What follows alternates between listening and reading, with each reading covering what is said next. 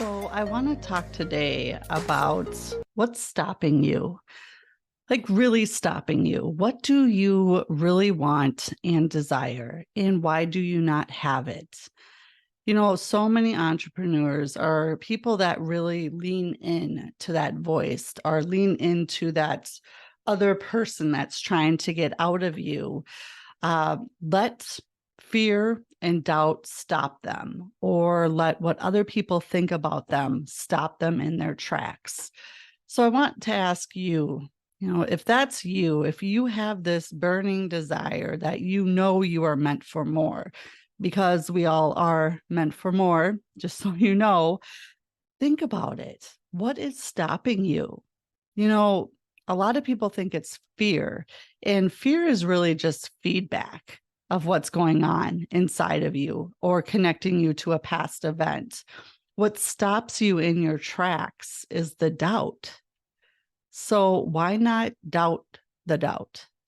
And what I mean is when that reason or that excuse or when you want to act but you don't because this voice comes in or this other person's voice comes in of why you shouldn't, you couldn't, not now, you need to wait until you have the money or the kids are gone or this happens or that happens or sometimes this person dies because you could never do this with that person's judgment.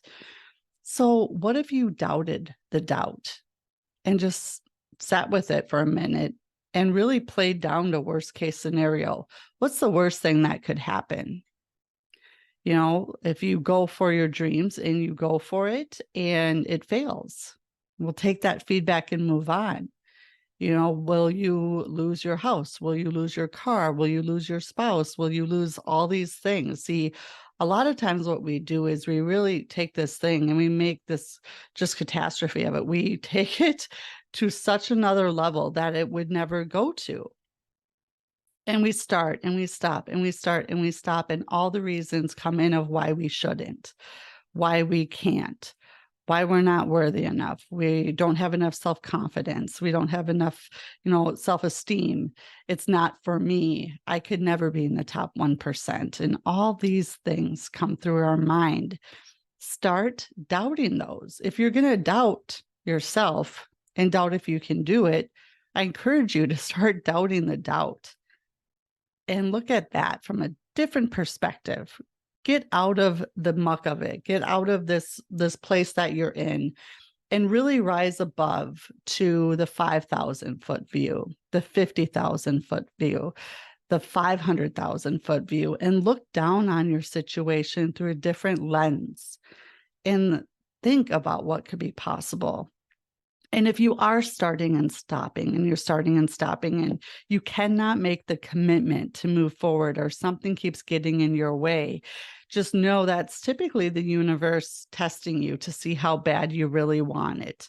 You see, if your dream and goal is big enough, you will not get there on a straight line. There's going to be a lot of ups and downs. You will be tested. There'll be blood, sweat, and tears, I'm sure of. And yet you keep going through, you keep pushing through it. So many people start and stop. And at the first sign of adversity, they're done. They're not moving forward anymore. And what that feedback can tell you is that you didn't have the burning desire, or you didn't have a big enough why, or it wasn't your goal. It was someone else's, something that someone else wanted for you. Because if you connected very deeply to what it is you truly desire, not many things would get in the way. And that's why I talked about goal setting last week. It's so very important that your goals are your goals and you want them. You've got to want them bad enough so that you can wake up every day and recommit to them and really take the one thing that you want. You see, so many people are entrepreneurs, but they have so many different things they want to do, or they have their hands in so many different things, which is fine in the long run. But if you're just starting out, or if you're having trouble moving the needle forward, focus on one thing and get that one thing going. Get that one audience really served at a high level. Think of your avatar when you're marketing or when you're writing content or when you're putting a program together or when you're putting whatever your business is, you want to think about one person. So that's your avatar. So you take it down to, who is my avatar? Is it a man or a woman? How old are they? And not like 30 to 50 years old. I'm talking, it's a woman. She's 36 years old. She has kids, 2 kids. She works full time. She shops here. She wears this. She enjoys doing that, and really get it down like it's your best friend and you know everything about them. And focus on talking to that person. Focus on writing and making content for that person. Focus on solving that one person's problem or what they need the most, and dive deep into that and really show up at a high level. You see, so many people want to serve everyone and want to have, this big wide net where you cast this net wide and you get all these people in. And the truth is, the wider the net you cast, the more you're going to miss, because you want to be specific. And it's in being specific that you will find your people. And then you get that plate spinning, and you get it spinning in so well that you can walk away and it's still spinning. And then you go to the next thing and the next avatar and your next program or your next business or your next dream and goal. But you want to get that first one really going, diving deep, and really focus on how you're showing up. You want to show up to serve, and you want to show up to give, not to get. What could I get from this? Or what will this do for me? If you do anything in that energy, it's not going to get you far. So you really look at, and that's why knowing your avatar is so very important, because how can you show up at the highest level and serve them over and over again at the highest level and give them what it is they need to move them from where they are to where they want to be? It's really, really, really important.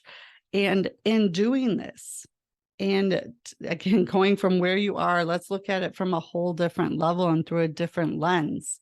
How badly do you want this? And in saying that, what does your day look like?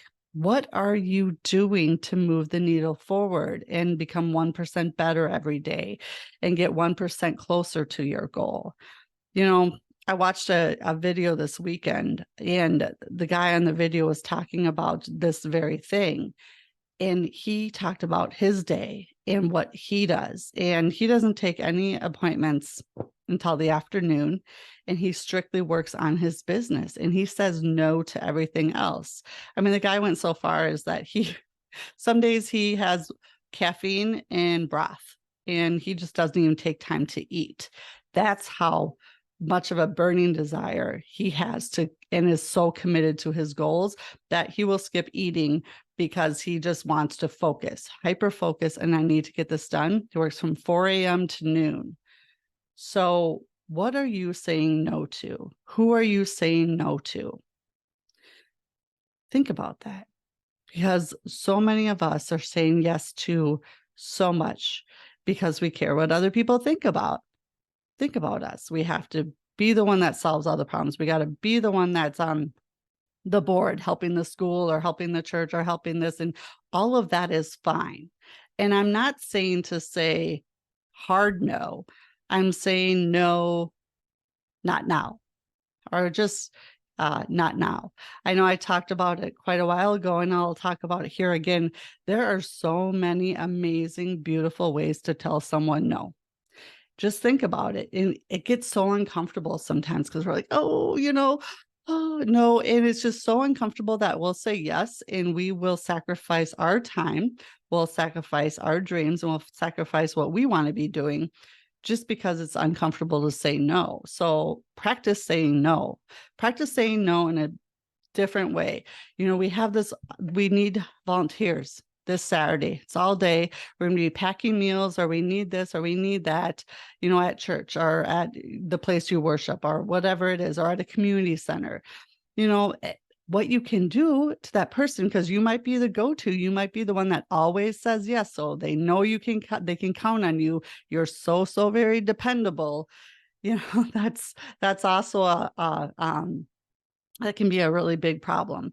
So say no. Say, oh my gosh, I so appreciate you thinking about me, because that sounds like an amazing opportunity. However, I am already committed to something else, or I already have my calendar booked. So thank them for the opportunity. Say, yes, that sounds like it's right up your alley. However, I'm not able to add it to my calendar at this time. Think of me for future opportunities. Or if you don't want to do it, don't say, think of me for future opportunities. So really, it's no, not now. And I'll talk about this a little bit more, but I want you to really focus on your calendar and on when you do say no.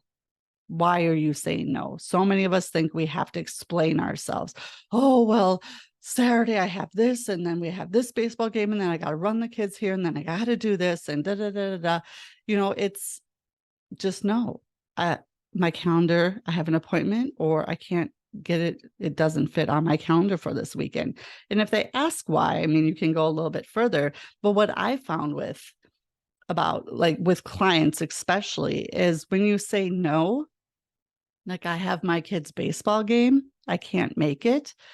You could really offend someone, especially if it's your client or your customer and they're paying you for your services, or you're working with them or for them. So everything on your calendar is an appointment, regardless of what it is. So when you're saying no or not now to something, everything's an appointment. I'm scheduled at that time. I'm booked at that time. I have an appointment at that time, because I can promise you one thing. I remember my first team lead, she explained this to me. She's like, she's a real estate agent. I had these buyers, and we had been looking for a while. And I had my daughter's, I'll say, 9th birthday party, and I was hosting it. I had 30 people coming, family, friends, a whole big thing we were doing. And I told my clients, okay, here's the deal. I can show you home anytime this whole entire week, except from Saturday morning from 8 to 1. I cannot work then.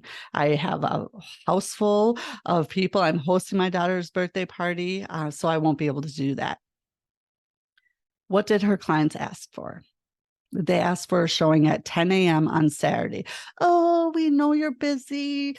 We know you said you have your daughter's birthday party, but we really, really, really need to see this home, and we don't want to sell, and da da da da da. So it's an appointment, is my point exactly, because they will not honor your time. You need to honor your time. You need to teach people how to treat you.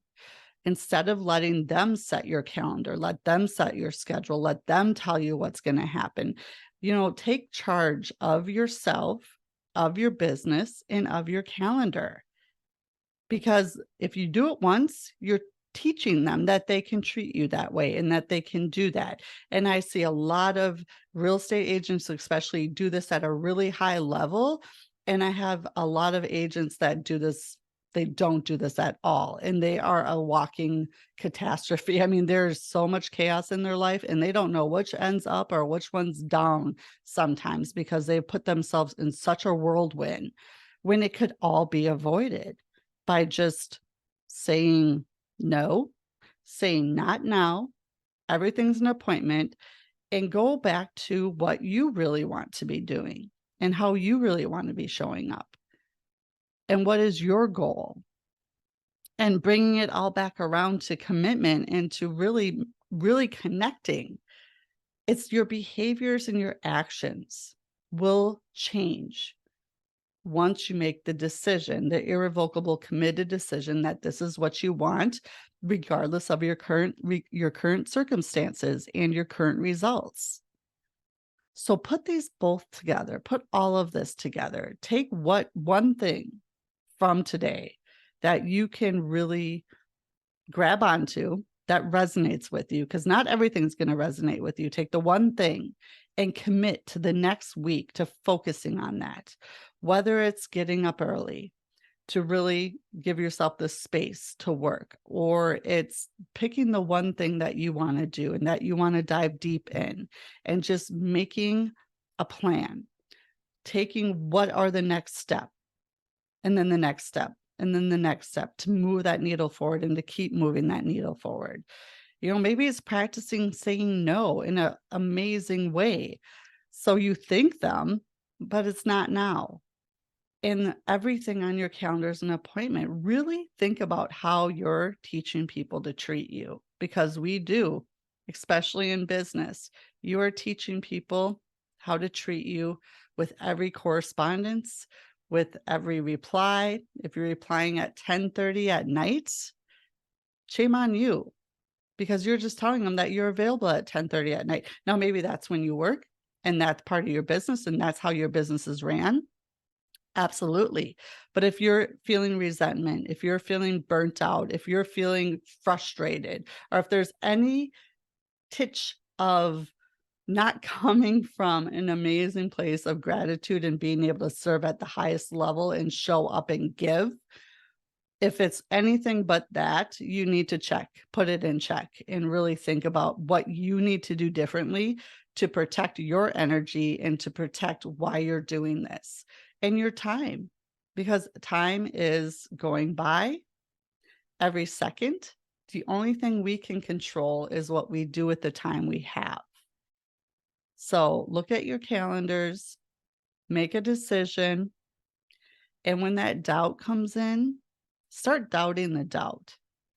Really start looking at why you're not doing something or why you're not moving forward. I can promise you, usually the reasons are you don't feel that you can do it, or you're not worthy enough of it. Confidence, you don't know how to do it, so you'd rather not take one step forward because of fear of failure, or looking dumb, or screwing up, or not knowing what you're doing. The fear keeps people back.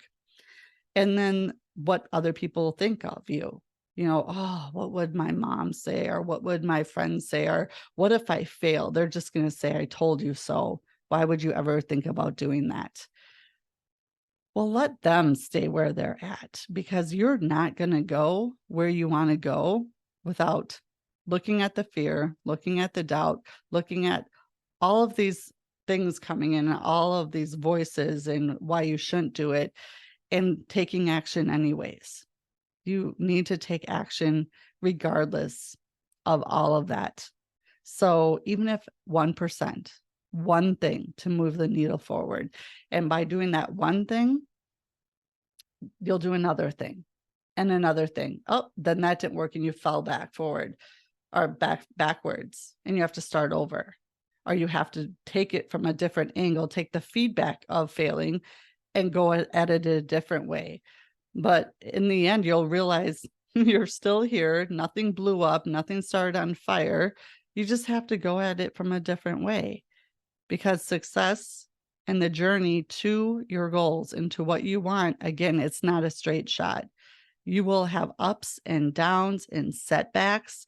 And if you don't, then it's not a big goal and it's not anything that's worthy of you. I promise you it's going to be hard, and it's going to be amazing on the other side. The beginning is hard. The middle is very, very messy. And after that, the end is the freedom, is the beauty, is when you get through the hard and you get through the messy, you get the reward. But you cannot jump through the hard and the messy to get to the reward. It just isn't how it works. So take that perspective as well and run with that.